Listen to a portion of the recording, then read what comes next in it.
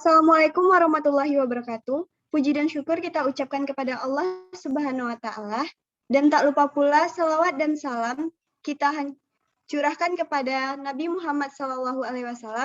Baiklah, diizinkan kami untuk mempresentasikan hasil diskusi kami.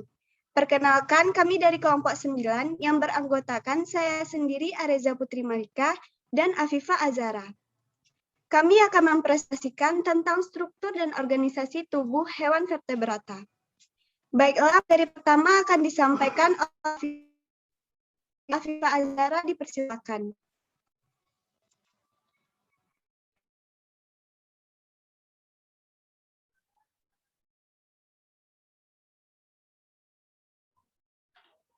Baik, terima kasih pada moderator.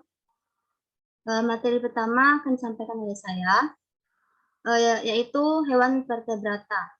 Hewan vertebrata adalah hewan yang memiliki tulang belakang di tubuhnya. Tulang belakang berasal dari perkembangan sumbu penyokong tubuh primer. Hewan vertebrata masuk ke dalam filum Chordata.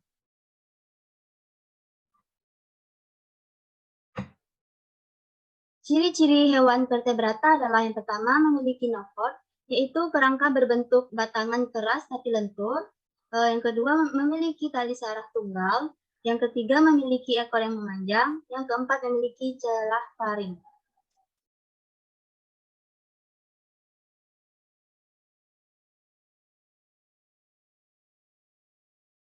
Struktur organisasi tubuh vertebrata yaitu organisme multiseluler. Yang kedua, tubuhnya sangat kompleks. Yang ketiga, disusun oleh sel yang banyak.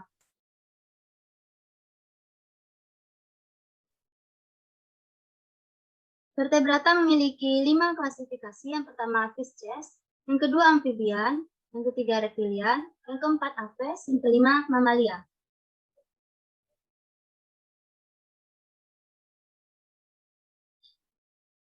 Lanjut ya.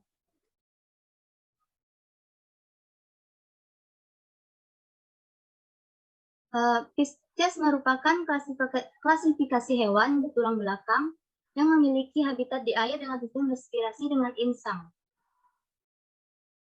Ciri-ciri Pisces adalah, yang pertama umumnya bernapas menggunakan insang, telinga hanya di dalam, tidak ada telinga tengah dan telinga luar. Pada umumnya memiliki kulit bersisik dan licin karena terdapat selaput lendir atau glandula mukosa, tetapi ada juga yang tidak memiliki sisik, contohnya ikan lele. Yang keempat merupakan hewan berdarah dingin. Yang kelima, suhu tubuhnya dapat berubah-ubah sesuai dengan suhu lingkungan.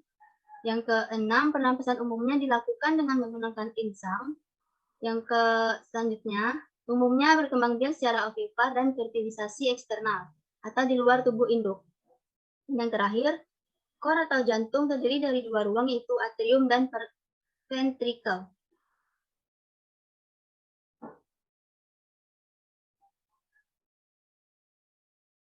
Klasifikasi Pisces berdasarkan ordo. Yang pertama ada ordo Elamosbraci atau ikan bertulang rawan. Ciri-cirinya yaitu, yang pertama rangka tersusun dari tulang rawan. Yang kedua sirip ekornya asimetris dan tidak mempunyai operculum, contohnya ikan hiu. Yang kedua ordo Telestoi atau ikan bertulang sejati.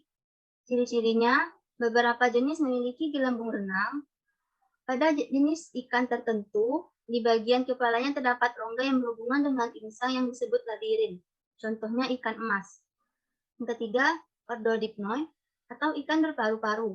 Contoh ciri-cirinya, sebagian besar bertulang rawan, selain insang juga mempunyai gelembung udara yang melekat di usus dan hidup di rawa-rawa, contohnya ikan paus. Yang terakhir, ordo Ganodei atau ikan bersisik mengkilap. Ciri-cirinya, rangkanya terdiri dari 2 jenis tulang, sebagian bertulang rawan dan sebagian bertulang sejati. Tubuhnya ditutupi oleh sisik ganoid, contohnya ikan buaya.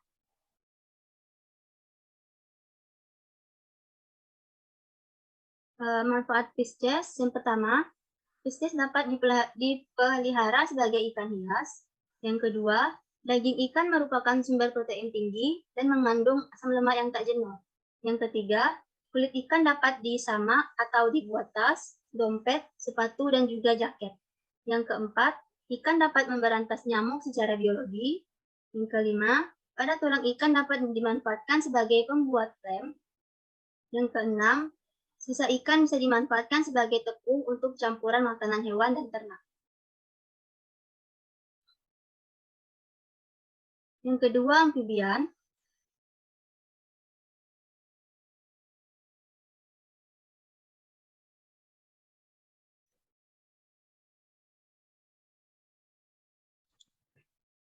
Nggak bisa buka.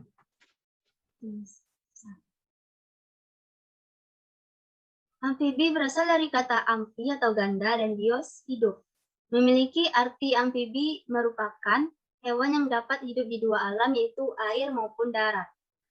Ciri-ciri amfibian yang pertama adalah berdarah dingin, kulit halus atau kasar serta mengandung banyak kelenjar. Beberapa terdapat sisik namun tersembunyi di balik kulit. Tengkorak berartikulasi dengan tulang atlas melalui dua kondilus occipitalis. Tungkai bila ada bertipe pentadactyla. Eritrosit biconvex, oval dan bernukleus. Pada stadium awal, penapasan melalui insang, telur terbungkus oleh gelatin, hidup di dua tempat, yaitu di darat dan di air, bernapas dengan insang saat masih hidup di air, setelah hidup di darat bernapas dengan paru-paru atau kulit, dan terakhir berkembang biak dengan bertelur.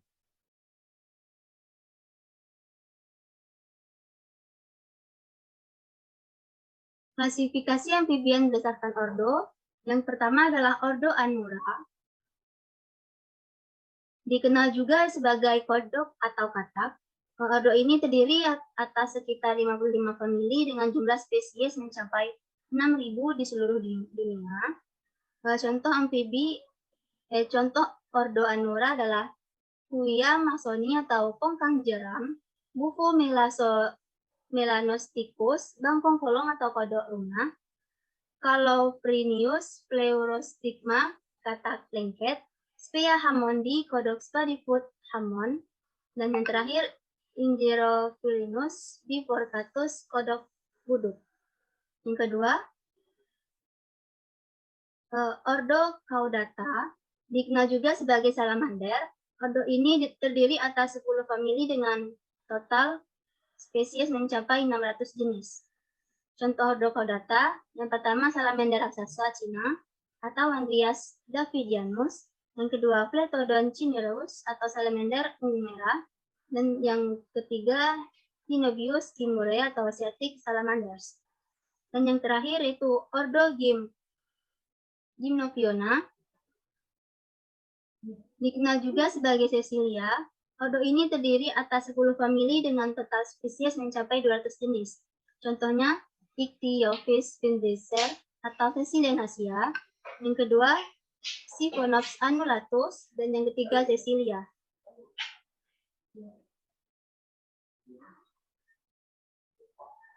Manfaat amfibian adalah katak dapat dijadikan pemberantasan secara biologi, katak dapat diambil daging dan telurnya yang kemudian dikonsumsi sebagian orang. Yang ketiga, kulit katak juga dapat dijadikan jaket dan benang kerajinan jika dijadikan samak. Yang keempat, dapat dijadikan racun untuk panah yang biasa dilakukan oleh suku Indian. Yang kelima, racun bufotalin dan bufotenin yang dihasilkan oleh jenis kodok Mucomarnus yang dimanfaatkan sebagai penguat dan jantung.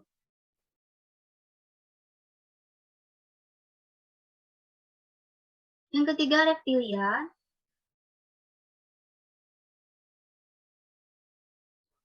Reptil atau binatang melata adalah kelompok hewan yang bertulang belakang atau vertebrata yang berdarah dingin dan memiliki kulit bersisik. Ciri-ciri reptilia adalah berdarah dingin, tubuh dibungkus oleh kulit kering yang bersisik atau menanduk, beberapa ada yang memiliki kelenjar permukaan kulit, mempunyai 2 pasang anggota, jantung tidak sempurna, bernapas melalui paru-paru, ada penyu bernapas dengan kloaka. Fertilisasi terjadi dalam tubuh, kebanyakan oviparus maupun setengahnya oviviparus. Memiliki ukuran tubuh yang bervariasi, alat pencernaan dimulai dari mulut, daring, esofagus, lambung, usus halus, usus besar, dan kloaka. Alat ekspresi berupa sepasang ginjal berbentuk pipi, alat indera berupa mata, telinga, dan hidung.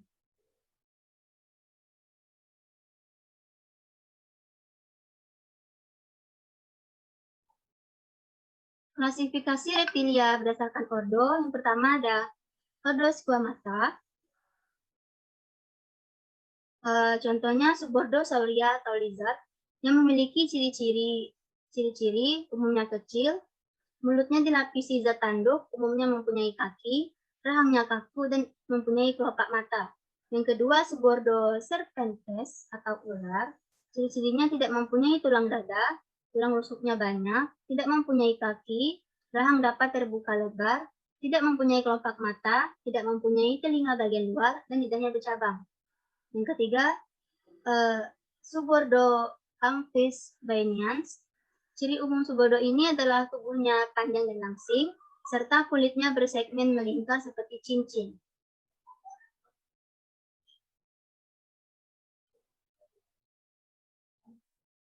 Tunggu deh, belum deh.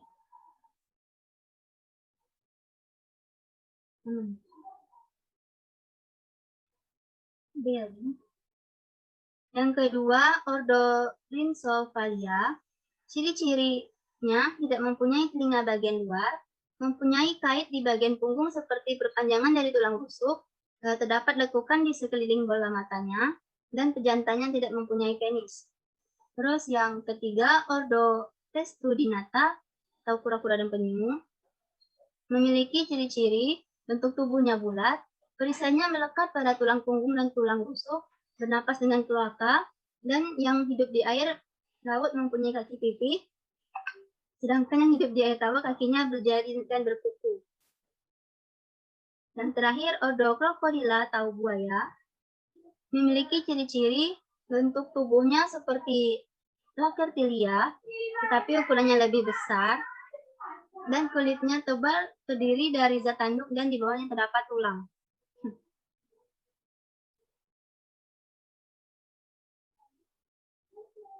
Manfaat reptilia yaitu yang pertama sebagai predator alami, contohnya ular memakan tikus, bengkarung memakan serangga. Yang kedua sebagai bahan pangan, contohnya daging ular, daging kura-kura, dan telur penyu.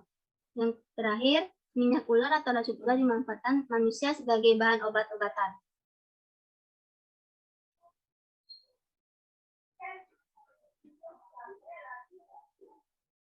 Yang keempat, Apes.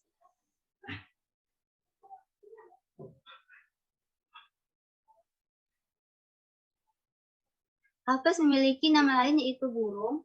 Apes merupakan hewan vertebrata yang seluruh tubuhnya ditutupi oleh bulu.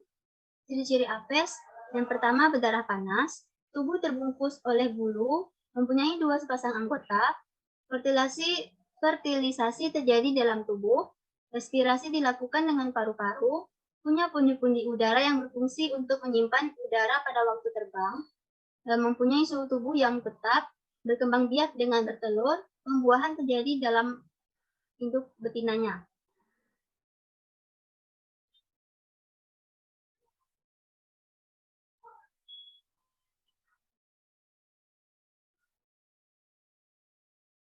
Klasifikasi apes berdasarkan ordo.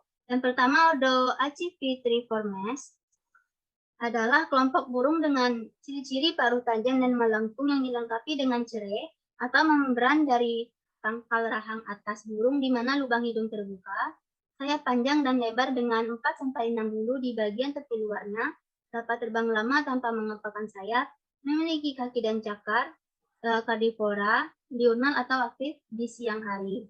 Contohnya Accipiter trivirgatus atau elang alak jambul.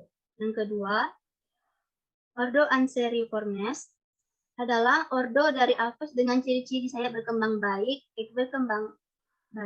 tidak memiliki gigi pada rahang, memiliki pigotilus, tulang sternum memiliki carina sterni, paruh besar, lebar dan tertutup lapisan tanduk yang tipis, bagian tepi paruh memiliki lamela, lidah berdaging, tungkai pendek dan berselaput renang. Ekor pendek. Paruh waktu muda memiliki bulu seperti kapas. Contohnya, Dendrosigina gutata atau belibis totor. Yang ketiga, ordo Apodiformes adalah kelompok yang memiliki ciri-ciri bertubuh kecil, ukuran tangkai sangat kecil, bentuk sayap runcing, ukuran paruh kecil serta lunak, dan ada yang langsing dengan lidah berbentuk bulu panjang. Contohnya Colocalia vanicorensis atau Revolos. Yang keempat, ordo Apterigiformes adalah ordo apes yang tidak bisa terbang dengan ciri-ciri tulang korakoid dan skapula kecil, tidak bisa terbang, terestrial, bulu seperti rambut dan tidak memiliki afterstaff. Sayap rudimeter, paruh panjang dan ramping, lubang hidung di ujung paruh, leher dan tungkai sangat pendek, tungkai dengan 4 buah jari, tulang sternum tidak memiliki carina sterni. Contohnya, Apteryx australis atau burung kiwi. Yang kelima, ordo Bucerotiformes adalah kelompok burung dengan ciri-ciri paruh besar dan kokoh, tulang vertebrae bagian eksis dan atas menyatu. Contohnya, Berenicornis comatus atau rangkung jambul. Yang keenam, ordo Caprimulgiformes adalah kelompok burung dengan ciri-ciri memiliki paruh ukuran kecil dan lunak, bentuk mulut lebar, tepi baru di bagian atas ditutupi dengan bulu-bulu peraba yang berbentuk seperti rambut kaki. Contohnya Eurostophodus mystacalis atau Tacratacumis. Yang ketujuh, ordo Cariamiformes adalah kelompok burung yang sebelumnya masuk ke dalam ordo Buiformes namun dipisahkan karena ada perbedaan pada morfologi dan genetiknya. Contohnya Cariama cristata. Yang kedelapan, ordo Casuariiformes adalah ordo apes dengan ciri-ciri bentuk tubuh besar, tidak bisa terbang, kepala berbulu tipis, bulu memiliki afterstaff yang panjang, bentuk sayap kecil dan rudimeter. Contohnya Casuaris benneti atau Casuaris verdeo. Yang kesembilan, ordo Caradriiformes adalah ordo dari apes yang memiliki ciri-ciri sayap yang berkembang balik, tidak memiliki gigi pada rahang, tulang sternum memiliki carina sterni, kaki panjang dan langsing, jari kaki berselaput renang. Contohnya Sternahirundo atau darat laut. Yang ke-10 ordo Ciconiformes adalah ordo dari apes dengan ciri-ciri sayap yang berkembang baik, tidak memiliki gigi pada rahang, tulang sternum memiliki cairan sterni, leher dan tungkai panjang, dan jari tidak berselaput. Contohnya Ardea cinerea atau canga abu. 11. Ordo Coliformes adalah kelompok burung dengan ciri-ciri memiliki kaki dengan tipe passerine. Contohnya Chlois macrourus. Yang ke-12, ordo Columbiformes adalah ordo dari apes dengan ciri-ciri sayap berkembang baik, tidak memiliki gigi pada rahang.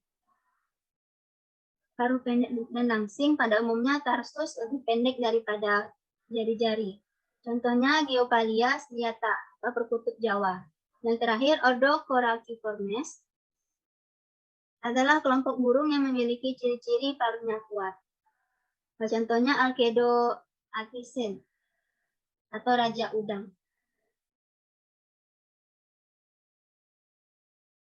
Manfaat apes adalah yang pertama sebagai bahan industri, misalnya bulu entok sebagai bahan baku pembuatan kop dan pengisi bantal, bulu ayam sebagai kemoceng.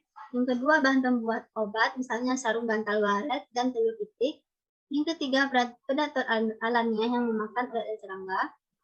Yang keempat, sebagai hiburan, misalnya burung merak dan burung perkutut. Yang terakhir, sebagai bahan makanan, misalnya telur ayam dan daging ayam dapat dikonsumsi oleh manusia.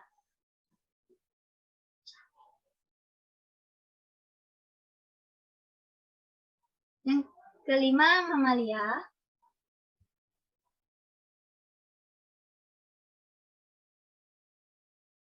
Mamalia adalah kelas hewan vertebrata yang terutama dicirikan oleh adanya kelenjar susu, adanya rambut dan tubuh yang endoterm atau berdarah panas. Ciri-ciri mamalia adalah berdarah panas, hewan yang bertulang belakang memiliki rambut dan menyusui. Hewan mamalia memiliki ruas tulang belakang sebanyak 7 ruas, namun tidak semua mamalia memiliki tulang belakang, contohnya kukang dan ikan. Memiliki kelenjar mamai atau untuk menyusui anaknya. Terus yang berkembang biak secara kawin, pembuahan internal dan melahirkan. Permukaan tubuhnya ditumbuhi rambut, Mempunyai rongga dada dan perut, makanannya bermacam-macam, herbivora, karnivora, omnivora, dan insektivora. Hidup di darat dan air, suplai makanan lewat plasenta.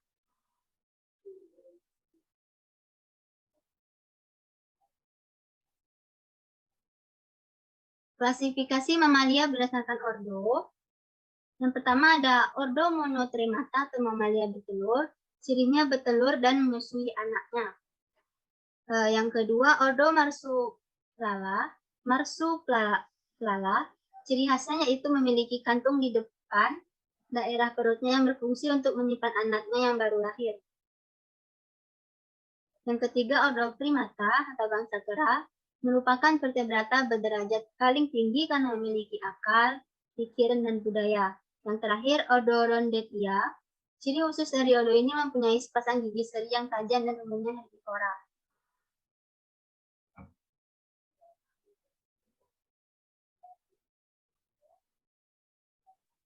Manfaat mamalia. Yang pertama, sebagai sumber protein, contohnya sapi, kambing, dan kuda.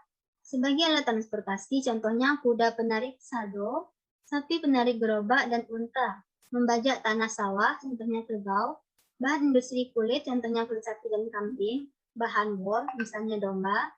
Barang kerajinan, contohnya tanduk untuk membuat sendok, sisir, tusuk konde, dan gantungan kunci. Baiklah, itu yang dapat saya sampaikan. Saya kembalikan kepada moderator. Baiklah, terima kasih kepada Afifah Azhara. Materi selanjutnya akan saya sampaikan sendiri. Jaringan hewan. Jaringan hewan terdiri dari jaringan epitel, jaringan ikat atau penyambung, jaringan otot, dan jaringan saraf. Yang pertama, jaringan epitel. Jaringan epitel merupakan jaringan penutup permukaan tubuh, baik permukaan tubuh sebelah luar maupun sebelah dalam. Jaringan epitel terdiri dari susunan sel-sel yang letaknya berdekatan atau disatukan oleh bahan antar sel.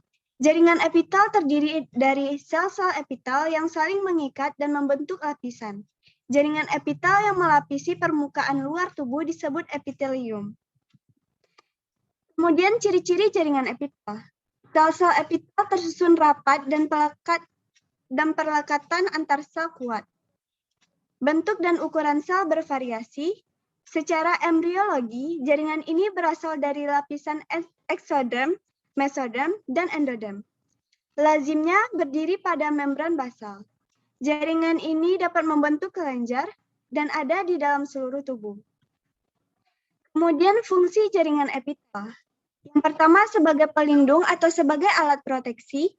Yang kedua sebagai alat ekskresi untuk membuang sisa-sisa hasil metabolisme tubuh. Yang ketiga sebagai alat absorpsi sari-sari makanan. Yang keempat sebagai alat respirasi. Yang kelima sebagai alat sekresi untuk menghasilkan enzim atau hasil lainnya. Yang keenam sebagai alat osmoregulasi, pengaturan tekanan osmosis tubuh. Yang selanjutnya penerima rangsangan dari luar.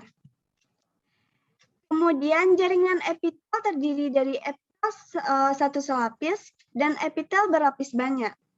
Epitel satu selapis terdiri dari epitel pipi selapis, berfungsi untuk menyaring zat-zat yang hendak masuk ke dalam organ. Epitel ini bisa ditemukan pada ginjal, selubung jantung, pembuluh darah, pembuluh limfatik, dan alveolus. Yang kedua, epitel kubus selapis, berfungsi dalam sekresi dan sebagai pelindung. Epitel ini ditemukan pada permukaan ovarium, kelenjar, dan kelenjar tiroid. Yang ketiga, epitel silindris selapis, berfungsi sebagai penyerapan zat-zat tertentu. Epitel ini ditemukan pada usus dan lambung. Yang epitel berlapis banyak terdiri dari yang pertama, epitel pipih berlapis banyak yang berfungsi melindungi jaringan yang ada di bawahnya, ditemukan pada kulit. Yang kedua, epitel kubus berlapis banyak, berfungsi sebagai pelindung. Epitel ini ditemukan pada kelenjar keringat. Yang ketiga, epitel silindris berlapis banyak, berfungsi melancarkan proses sekresi dan epitel ini ditemukan pada uretra. Yang keempat, epitel transisional, berfungsi untuk peragangan atau pembasaran pada organ saat menampung urin.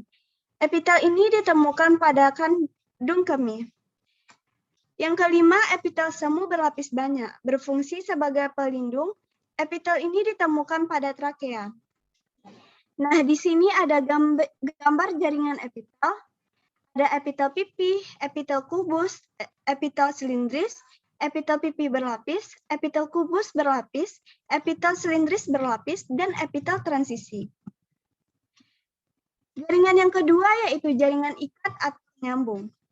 Jaringan ikat atau penyambung merupakan jaringan yang berfungsi untuk menghubungkan dan mengikat sel dan organ.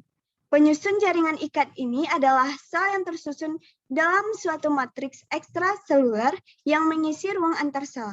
Jaringan ikat merupakan jaringan yang paling melimpah dan sangat beragam. Jaringan ikat terdiri dari jaringan ikat sejati, jaringan ikat cair, dan jaringan ikat penyongkong. Ciri-ciri jaringan ikat. Yang pertama, jaringan ikat umumnya berfungsi untuk mengikat, menyokong, dan menambat jaringan lain. Yang kedua, berisi sel-sel yang menyebar di seluruh matriks ekstraseluler. Yang ketiga, matriks terdiri dari serat dalam bentuk cair seperti jeli atau padat. Yang selanjutnya, sel dipisahkan oleh sejumlah besar zat ekstraseluler dan matriks. Kemudian fungsi jaringan ikat atau penyambung. Yang pertama, mengikat, melekatkan, serta menyongkong anggota jaringan yang lain. Kemudian menghubungkan organ-organ tubuh, pelindung tubuh dan organ-organ tubuh, lalu memberikan imunitas bagi tubuh, penyimpanan cadangan energi dalam bentuk lemak, kemudian ada jaringan adipose yang berfungsi sebagai tempat penyimpanan lipid, kemudian darah merupakan substansi cair yang salah satu fungsinya sebagai media transfer substansi tertentu pada tubuh. Selanjutnya, tulang merupakan jaringan ikat yang paling keras, berfungsi melindungi organ-organ tubuh dan membentuk rangka tubuh tempat menempelnya otot. Nah, ini macam-macam dari jaringan ikat. Yang pertama, jaringan ikat sejati terdiri dari jaringan ikat padat dan jaringan ikat longgar. Yang kedua, jaringan ikat cair, tersusun dari sel-sel yang berada di dalam suatu matriks berupa larutan atau berbentuk cairan. Larutan tersebut mengandung protein. Jaringan ikat cair di dalam tubuh meliputi darah dan limfa. Yang ketiga, jaringan ikat penyokong, merupakan jaringan kerangka yang berfungsi sebagai penyokong tubuh. Jaringan ikat penyokong meliputi jaringan tulang rawan dan tulang keras. Tulang rawan dan tulang keras tersusun dari sel, serat, dan substansi dasar. Serat dan substansi dasar tersebut membentuk matriks. Kemudian ada jaringan otot. Jaringan otot adalah sekumpulan sel otot, miofibril, dan serat otot yang membantu untuk penggerakan tubuh manusia. Jaringan otot terdiri atas sel-sel yang memanjang atau berbentuk serabut yang dapat berkontraksi karena adanya miofibril. Jaringan otot terdiri dari sel-sel panjang atau disebut juga dengan serabut otot yang berkontraksi sebagai respons terhadap sinyal saraf. Di dalam tubuh terdapat 3 macam jaringan otot, yaitu otot polos, otot lurik, dan otot jantung. Kemudian macam-macam jaringan otot. Yang pertama, jaringan otot polos. Ciri-cirinya sebagai berikut. Merupakan otot tak sadar, serabut halus yang melintang tidak terlihat, sel otot polos berbentuk gelondong dengan sebuah inti pipih yang terletak di tengah sarkoplasma. Kemudian mempunyai persarafan autonom. Lalu kontraksinya lambat, cukup lama, dan tidak cepat lelah. Kemudian jaringan otot lurik. Ciri-cirinya yaitu merupakan otot sadar dan melekat pada rangka. Lalu serabut halus yang melintang terlihat. Kemudian serabut sel otot berbentuk silinder dan berinti banyak yang terletak di tepi sarkoplasma. Lalu bekerja di bawah kesadaran. Kontraksinya cepat, tetapi cepat lelah. Kemudian pada bagian ujung tidak bercabang. Jaringan yang ketiga yaitu jaringan otot jantung. Ciri-cirinya merupakan otot tak sadar dan terdapat khusus pada jantung. Kemudian serabut halus yang melintang terlihat. Ukuran serabutnya lebih kecil dari otot rangka dan memiliki 1-2 inti yang terletak pada di tengah sarkoplasma. Kemudian kontraksinya tidak di bawah kesadaran, kemudian bersifat kuat dan berirama, serta ujungnya bercabang. Lalu ada ciri-ciri jaringan otot. Jaringan otot tersusun dari serat-serat otot yang tergabung dalam berkas-berkas. Sel otot memiliki membran plasma yang disebut sarkolema dan sitoplasma yang disebut sarkoplasma. Serat otot disebut miofibril. Miofibril terdiri atas satuan-satuan yang lebih kecil disebut miofilamen. Nah, miofilamen ini tebal mengandung miosin, miofilamen tipis mengandung aktin. Aktin dan miosin ini menyebabkan sel otot bersifat kontraktif. Pada setiap miofibril, terdapat beberapa unit pita gelap dan pita terang yang disebut sarkomer. Kemudian fungsi jaringan otot ini ialah yang pertama membantu menggerakkan organ tubuh, yang kedua menggerakkan kerangka tubuh, yang ketiga membantu menggerakkan fungsi jantung, yang keempat mengontrol pergerakan jantung, yang kelima menyimpan cadangan makanan walaupun tidak terlalu banyak, yang selanjutnya mengontrol pergerakan jantung, dan selanjutnya menggerakkan organ pencernaan serta keseimbangan tubuh. Di sini terdapat gambar jaringan otot, yaitu otot polos, otot jantung, otot rangka, atau otot lurik. Kemudian, jaringan selanjutnya ialah jaringan saraf. Jaringan saraf adalah komponen jaringan utama dari sistem-sistem saraf.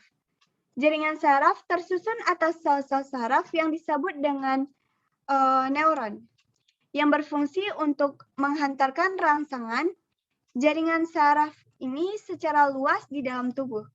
Berdasarkan fungsinya, neuron dibedakan menjadi neuron sensorik, neuron motorik, dan neuron konektor. Neuron sensorik berfungsi menyampaikan rangsangan dari indera atau reseptor ke saraf pusat. Yang kedua, neuron motorik berperan menyampaikan tangkapan dari sel saraf pusat ke organ efektor. Kemudian neuron konektor berfungsi menyampaikan impuls dari neuron sensorik ke neuron motorik. Ciri-ciri jaringan saraf ini ialah jaringan saraf tersusun dari sel saraf atau neuron dan penyokong atau neuroglia. Neuron berbentuk serabut panjang. Sel saraf tidak dapat melakukan pembelahan atau regenerasi, tetapi dapat pulih kembali sesudah mengalami cedera pada tingkat tertentu. Kemudian neuroglia ini adalah sel berukuran kecil, menghasilkan mielin, berfungsi sebagai penyokong neuron-neuron, dan menyatukan jaringan pada susunan saraf pusat. Nah, fungsi dari jaringan saraf ini ialah yang pertama menghimpun rangsangan dari lingkungan, yang kedua mengubah rangsangan menjadi impuls saraf, yang ketiga meneruskan impuls ke bagian penerimaan yang terorganisasi, yang keempat menafsirkan impuls, yang kelima memberikan jawaban atau respon yang tepat ke organ-organ efektor. Di sini terlihat kemudian gambar jaringan saraf. Yang pertama ada dendrit, yaitu serabut pendek bercabang banyak yang berfungsi untuk menerima rangsangan dan meneruskannya ke badan sel. Kemudian ada badan sel, yaitu menerima rangsangan dari dendrit dan meneruskannya ke akson. Kemudian ada akson, yaitu serabut panjang yang berfungsi untuk meneruskan rangsangan ke efektor atau neuron lain. Lalu ada sel-swan, yaitu sel penyokong akson yang memiliki selubung mielin. Kemudian ada nodus Reinfer, yaitu bagian akson yang tidak dibungkus mielin atau mempercepat hantaran rangsangan.